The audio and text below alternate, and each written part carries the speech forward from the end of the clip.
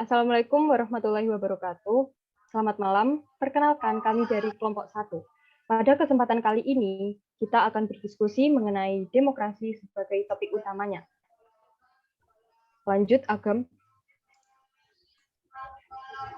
Ya, berikut adalah anggota kelompok kami. Yang pertama dengan saya sendiri, Mutia Rahma Aulia Isat, selaku moderator dalam diskusi malam hari ini. Kemudian Wirya Warsita, Divlo Taufikur Rahman, Agam Rea, dan terakhir Nuh Marsa Samudra. Lanjut. Oke, langsung saja untuk mempersingkat waktu, pada malam hari ini kita akan berdiskusi lebih spesifiknya mengenai nasib arah demokrasi Indonesia yang menjadi tanda tanya. Nah, kira-kira nih Rek, mengapa demokrasi kita ini bisa dikatakan menjadi tanda tanya? Mungkin dari Sita bisa mengemukakan pendapat. Baik, saya akan mengemukakan pendapat saya. Mengapa saya mengatakan sebagai tanda tanya? Karena negara kita ini merupakan negara hukum yang dimana sangat menjunjung tinggi nilai dan peraturan hukum. Salah satunya yaitu demokrasi.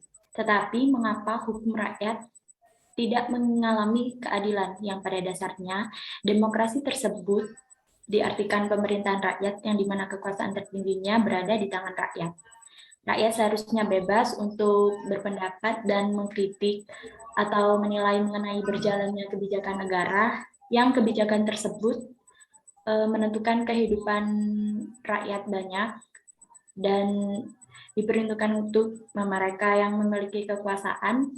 Apakah hukum itu adil hanya untuk mereka yang memiliki kekuasaan saja, sedangkan yang tidak memiliki kekuasaan, mereka tidak mendapatkan keadilan yang sesungguhnya? Itu jadi mengapa saya mengemukakan bahwa demokrasi Indonesia menjadi tanda tanya, ya karena keadilan itu semakin kita tidak mendapatkan keadilan tersebut sebagai rakyat yang menjalankan demokrasi gitu. Ya, iya, saya setuju sekali nih sama pendapatnya Sita. Jadi dari akibat hak-hak masyarakat yang tidak dipedulikan oleh pemerintah, kemudian bisa memicu anarki, teman-teman. Karena sebagai bentuk kekecewaan masyarakat terhadap kinerja pemerintah.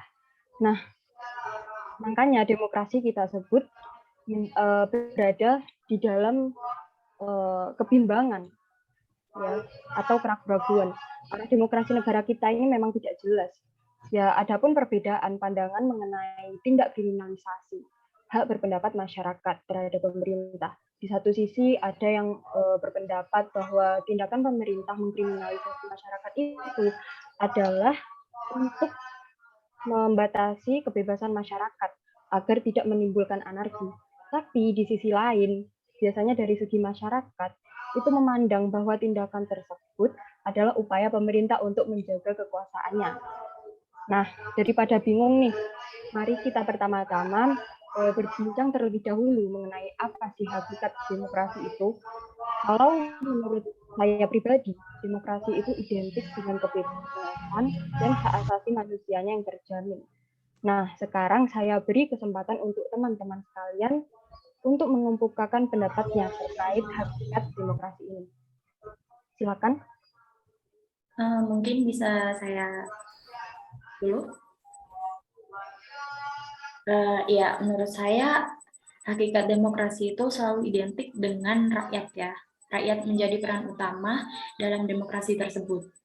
Makna demokrasi sebagai dasar hidup bermasyarakat itu mengandung pengertian bahwa rakyatlah yang memberikan ketentuan mengenai berjalannya kebijakan negara, karena kebijakan tersebut akan menentukan kehidupan rakyat, gitu menurut saya. Mungkin yang lainnya bisa mengemukakan pendapat mengenai hakikat demokrasi. Menurut saya, hakikat demokrasi terletak pada upaya menempatkan kekuasaan politik tertinggi pada rakyat, yang artinya hakikat demokrasi merupakan sebuah sistem pemerintahan di mana kekuasaan tertinggi ada di tangan rakyat. istilah demokrasi sebagai sistem pemerintahan dari rakyat, oleh rakyat, dan untuk rakyat. Oke, masih ada lagi yang mau berpendapat? Agam mungkin? Ya, ya udah. Jika mengumpulkan pendapat kita nih, berarti artinya demokrasi ini adalah sistem yang positif ya. Tetapi menurut teman-teman, lebih spesifiknya apa sih yang menjadi indikator sistem demokrasi dalam suatu negara ini berjalan dengan baik? Boleh Menurut berpendapat atau mungkin ada yang lain dulu? Arsa tadi. Ya, oke. Menurut saya ada 5 indikator dalam sistem pemerintahan demokratis, yaitu akuntabilitas, rotasi kekuasaan, rekrutmen politik yang terbuka, pemilihan umum, dan yang terakhir pemenuhan hak dasar.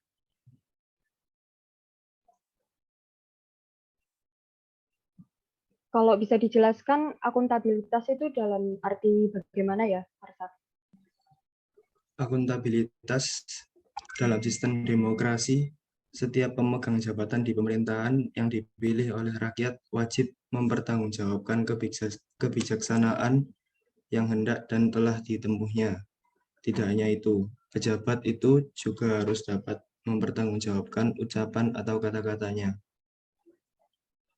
Lalu yang rotasi kekuasaan, dalam sistem pemerintahan demokratis, peluang akan terjadinya rotasi kekuasaan harus ada dan dilakukan secara teratur dan damai.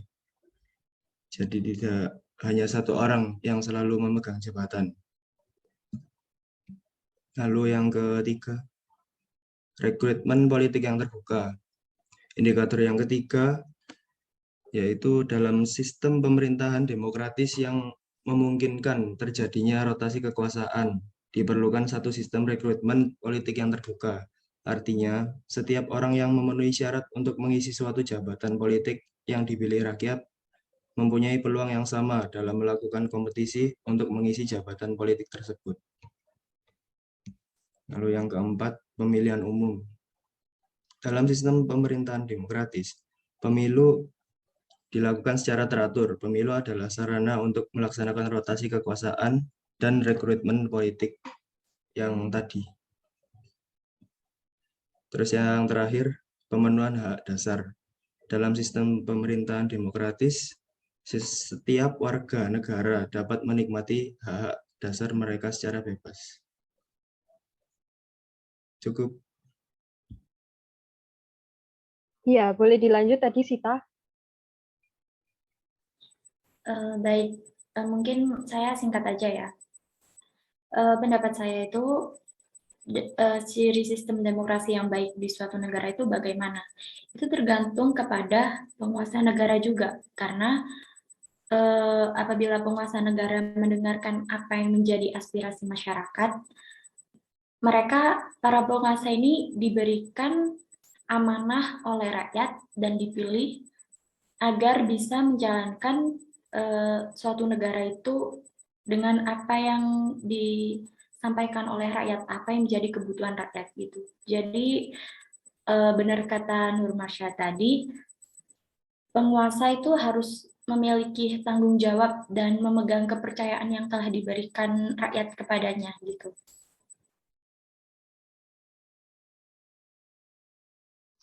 Oke, saya juga setuju.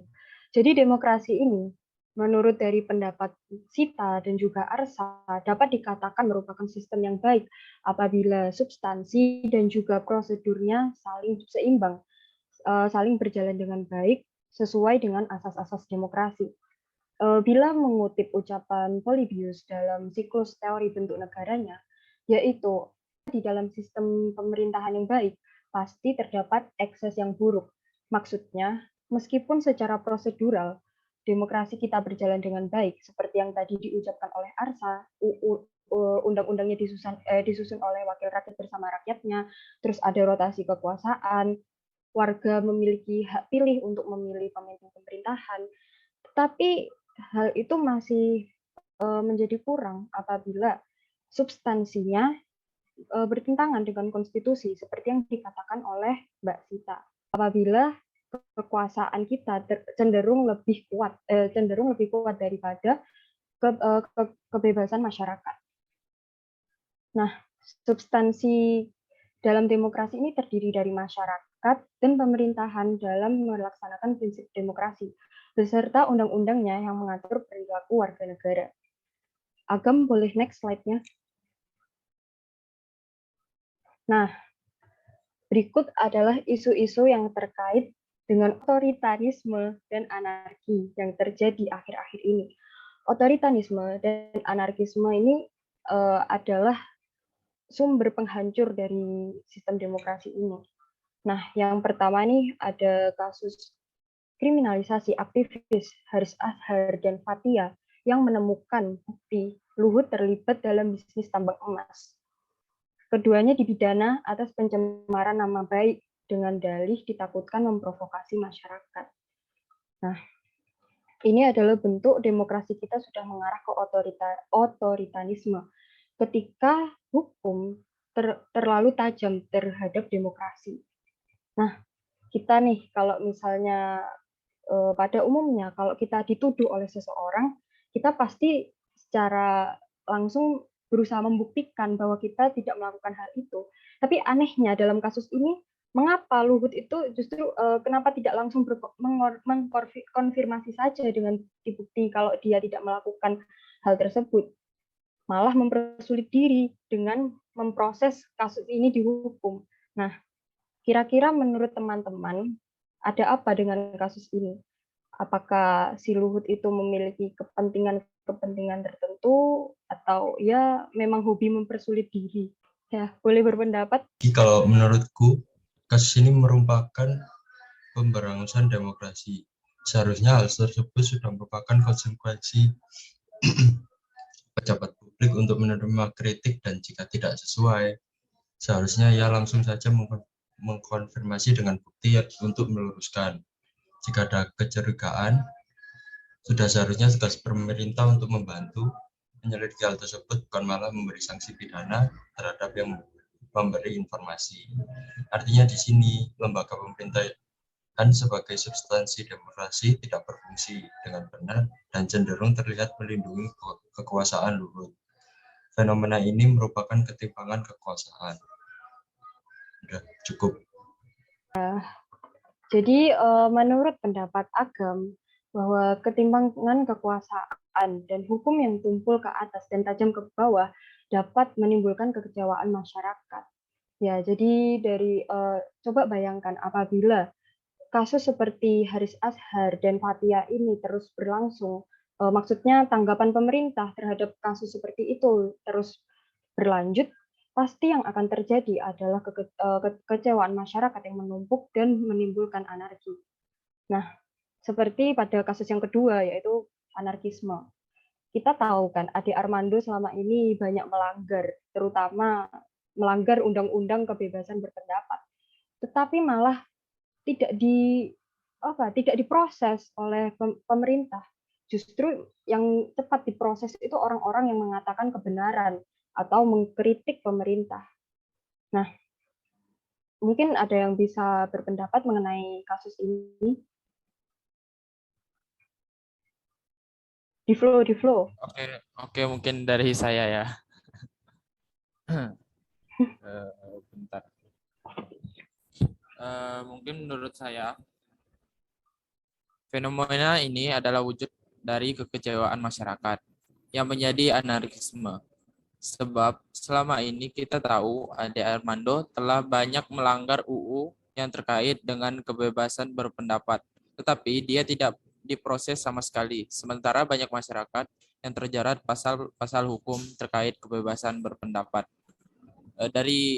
Dari kasus Ade Armando yang kemarin baru-baru viral, menurut saya itu dari data yang saya dapat itu ada 6 tersangka yang telah ditangkap oleh pihak kepolisian dan 4 menjadi buronan.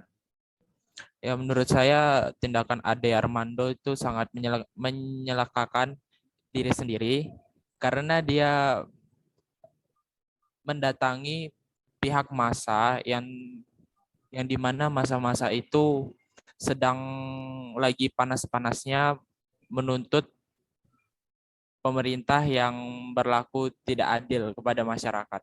Sekian, terima kasih. Iya, saya juga setuju dengan pendapat Tiflo. Si Ade Armando ini memang jadi apa ya, musuh masyarakat sebenarnya. Tetapi dia dengan ceroboh masuk ke dalam kumpulan massa yang jelas-jelas benci dengan orang-orang semacam dia. Gitu. Mungkin ada yang lain? Bisa dilanjut. Ya, kita ini kan demokrasi yang kita anut itu adalah demokrasi Pancasila. Jadi seharusnya baik pemerintah dan juga masyarakatnya dalam menjalankan demokrasi harus tetap mengimplementasikan nilai-nilai Pancasila. Bukan semerta-merta karena demokrasi itu rakyat adalah pemegang kekuasaan tertinggi, bukan semerta-merta masyarakat bisa melakukan hakim sendiri seperti terhadap Ade Armando. Ya, jadi seperti yang saya bilang tadi, bahwa apabila substansinya tidak berjalan dengan baik, maka demokrasi itu akan hancur. Nah, substansi di sini yaitu pemerintah dan juga masyarakatnya. Oke. Nah, dari isu-isu tersebut, kita dapat menemukan adanya ketimpangan demokrasi, antara hukum yang terlalu tajam terhadap demokrasi dan demokrasi yang terlalu kuat sehingga mengabaikan norma-norma hukum.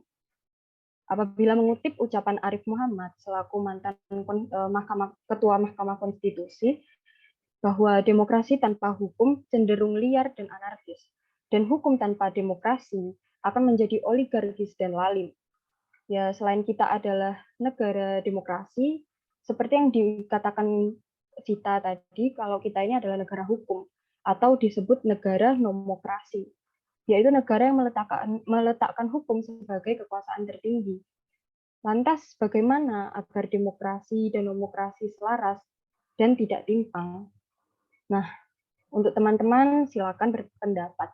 Apa sih upaya agar demokrasi terbebas dari kecenderungan pemerintah menyalahgunakan hukum sebagai alat pembatas demokrasi, dan apa upaya agar demokrasi bersih dari anarki? Ya, silakan. Ya, saya. Oke. Menurut saya adanya tindakan anarkisme ini dikarenakan sikap dan perilaku mahasiswa yang belum dewasa atau apa ya, tidak adanya kedewasaan dalam sikap mahasiswa tersebut. Dan ini tidak ada hubungannya dengan usia. Beberapa orang lebih tua tetapi gaya berpikir dan sikap mereka belum dewasa, tetapi beberapa orang masih remaja dan gaya berpikir serta sikapnya mereka menunjukkan bahwa mereka itu orang dewasa. Dapat dikatakan bahwa seseorang itu dewasa termasuk bisa mengontrol emosi, terus dapat menerima ketidaknyamanan, bijaksana, dan memiliki karakter yang baik. Mungkin cukup. Boleh menambahkan nggak? Iya, silakan Diplo. Ya, menurut saya kalau tindakan anarkisme dari mahasiswa itu terpancing dari orang-orang yang memprovokasi, seperti kayak ada oknum-oknum yang masuk dalam aksi demo, atau bisa juga dari pihak-pihak keamanan yang melakukan tindakan kekerasan kepada mahasiswa. Itu kan dapat memancing mahasiswa menjadi lebih panas atau bertindak anarkis. Terima kasih. Ya, jadi menyimpulkan pendapat Arsa dan juga Divo, berarti artinya mahasiswa-mahasiswa yang melakukan demonstrasi dan cenderung anarkis itu adalah mahasiswa yang katanya Arsa tidak dewasa. Maksudnya dia tidak bisa bijak dalam menanggapi sesuatu. Nah, menurut teman-teman nih, untuk membangun sikap mahasiswa yang biasanya sering demo ya, aktor utama demo itu gimana sih untuk memupuk kepribadian mahasiswa agar tidak mudah terpicu oleh demonstrasi dan bisa bijak dalam mengambil keputusan? Itu bagaimana? Ada yang tahu? Oke, mungkin dari saya ya. Mungkin yang pertama tujuan dari demokrasi itu kita menyampaikan aspirasi, keluhan dari masyarakat semua ya. Eh, Kalau memang kita mengikuti demonstrasi, tapi tidak ada tujuan, itu dapat menimbulkan anarkisme dari diri kita sendiri ya. Jadi menurut saya orang-orang yang ikut demo tapi tidak punya tujuan, orang-orang itulah yang membuat anarkis. Terima kasih. Ya contohnya kayak kemarin tuh banyak mahasiswa yang sok-sokan ikut demo terus bawa-bawa poster yang kata-katanya itu nggak masuk gitu, nggak masuk dalam konteks itu. Itu kan berarti kepribadian dan moral mahasiswa itu sudah buruk gitu loh. Nah, bagaimana cara mengupayakan agar kepribadian mahasiswa itu menjadi bermoral? Apa dari pemerintah atau mungkin dari kampus, pendidikan dari kampus atau bagaimana? Boleh saya menjawab? Iya, ya, silakan. Kalau menurut saya sih itu tergantung dari mahasiswanya ya. Kita harus introspeksi diri bahwa kita itu tidak boleh langsung terprovokasi dengan berita-berita yang muncul seperti kayak pemerintahan gitu kan. Harusnya kita lebih bijak lagi dalam mengambil atau mencerna lagi gitu. Apa sih berita yang sedang muncul ini dan akibatnya tuh seperti apa gitu. Jadi lebih introspeksi diri aja buat mahasiswa gitu supaya tidak gampang dengan terprovokasi dengan berita-berita atau hanya seperti yang Diplo katakan tadi, atau hanya cuman ikut-ikutan aja tapi nggak tahu kemana arah dia demo itu, buat untuk apa, gitu sih. Iya, jadi kalau menurut saya kan mahasiswa itu kadang hanya ikut-ikutan, beberapa mahasiswa itu hanya ikut-ikutan. Lah, mahasiswa ini demo kan membawa nama kampus. Apa pasti kan malu kampus yang kampus mahasiswa kemarin yang bawa poster kata-katanya jelek itu kan pasti malu. Mungkin menurut saya perlu ada briefing terlebih dahulu dari BEM memberi info lebih lanjut mengenai isu yang sedang dibahas dan perlukah kita harus turun ke jalan dan apa tindakan yang harus diambil saat di jalan. Mungkin menurut saya itu adalah tugasnya Badan Eksekutif Mahasiswa. Ya, mungkin ada yang tidak setuju dari teman-teman atau mau menambahkan? Izin menambahkan, Ya, mungkin ya tugasnya BEM juga, terus sama mungkin tugasnya dosen juga ya, bisa ngajar matkul, itu bisa bisa ngasih contoh yang baik untuk mahasiswa-mahasiswanya, biar nggak ikut-ikutan doang kayak yang bawa poster yang nggak nyambung lah apalah, mungkin cukup. tadi kita kan berbicara mengenai solusi untuk membebaskan demokrasi dari anarkisme. Nah, selanjutnya kita berbicara bagaimana agar demokrasi kita bersih dari otoritarisme pemerintah selaku pemegang kekuasaan hukum. Hukum adalah pembatas demokrasi kan. Nah, bagaimana sih agar pemerintah ini tidak menyalahgunakan hukum untuk merepresi orang-orang yang mengkritik pemerintah dan orang-orang yang berpendapat ya tidak sejalan dengan pemerintah itu bagaimana? Boleh nyambung ya? Mungkin kan kita kan di negara bebas berpendapat ya. Menurut saya kalau memang masyarakatnya berpendapat, pemerintahnya juga ada. Misalnya kita sebagai masyarakat ini kontranya dan pemerintah itu pronya. Jadi ya mungkin bisa didiskusikan bersama dengan mahasiswa di gedung DPR atau ada perwakilan rakyat yang menyampaikan aspirasinya langsung secara live atau terbuka kepada pihak media supaya kita semua masyarakat bisa mendapatkan hasil yang terbaik dari hasil sidangnya tersebut. Ada yang lain? Mungkin aku mau nambahin dikit aja. Kalau menurut aku sih pemerintah itu yang harus sadar gitu dengan apa yang udah menjadi tanggung jawab dia.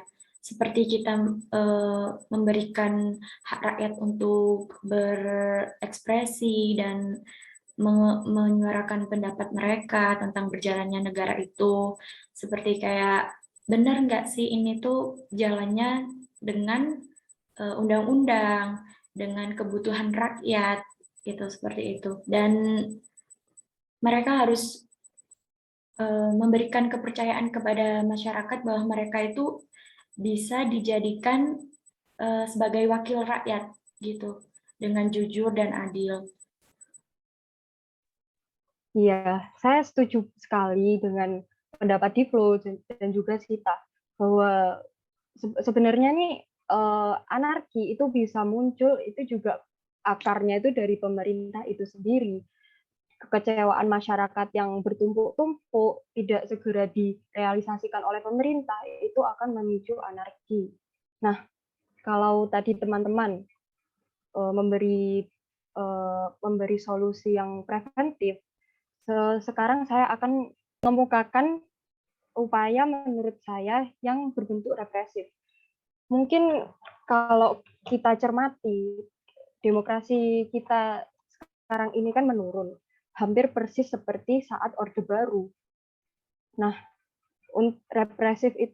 upaya represif itu ketika sangat cocok untuk kondisi yang seperti ini.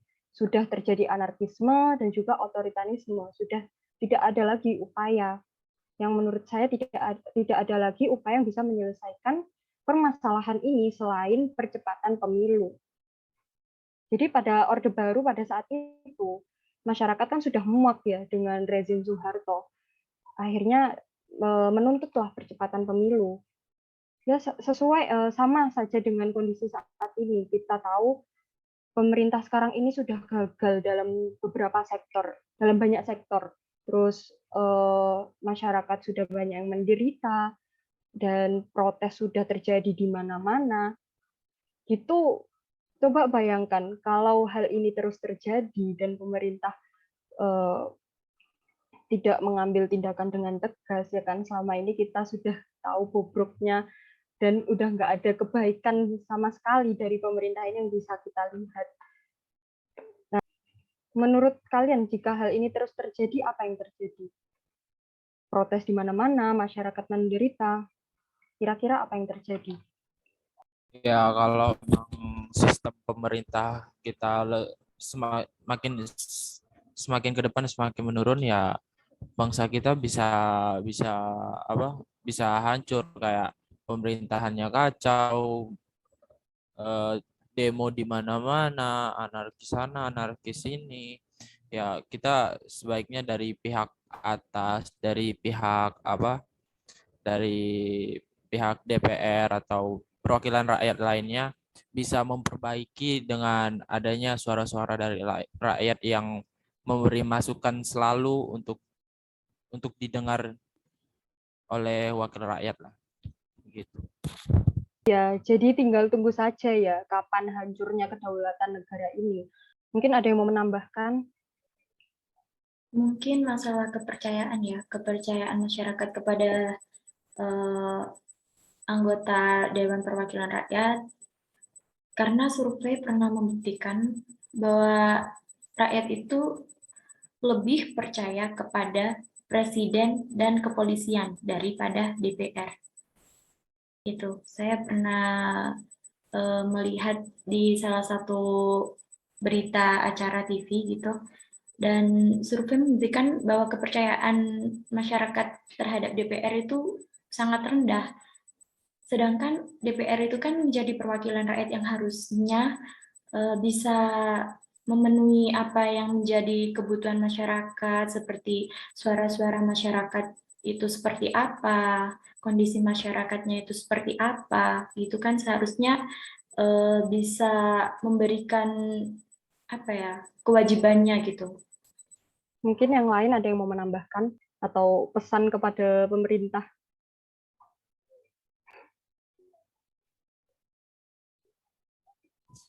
Mungkin saya dulu ya sebelum Agam ya. Ya, Kalau tentang kritik demonstrasi sekarang ini, menurut saya berjalan cukup baik karena sudah tidak banyak yang bersikap anarkis seperti di Kota Malang aja. Kita demonstrasi dengan damai dan kalau nggak salah ketua DPRD-nya itu juga turun langsung di tengah demonstrasi dan merespon aspirasi dari mahasiswa. Makasih. oke. Dari pendapat Tiflo, saya menangkap bahwa tindakan pemerintah yang langsung merespon dan mengajak berdialog para demonstran itu sangatlah penting daripada menanggapi demonstran dengan tindakan represif dari aparat, karena hal itu dapat memicu anarki. Gerakan yang semula tidak anarkis menjadi anarkis. Baik, karena diskusi sudah dirasa cukup dan juga waktu sudah semakin malam, diskusi pada hari ini kita cukupkan sampai sini saja. Sebelumnya saya akan memaparkan kesimpulan terhadap pendapat teman-teman atas upaya agar demokrasi tidak mengalami ketimpangan. Kembali lagi pada perbincangan awal kita, bahwasanya apabila substansi dari demokrasi ini berjalan tidak sesuai prinsip demokrasi dan juga melanggar konstitusi, maka artinya sistem demokrasi pada negara ini sedang terancam runtuh. Substansi kita terdiri dari pemerintah dan masyarakat, yang mana keduanya harus seimbang dalam menjalankan sistem demokrasi.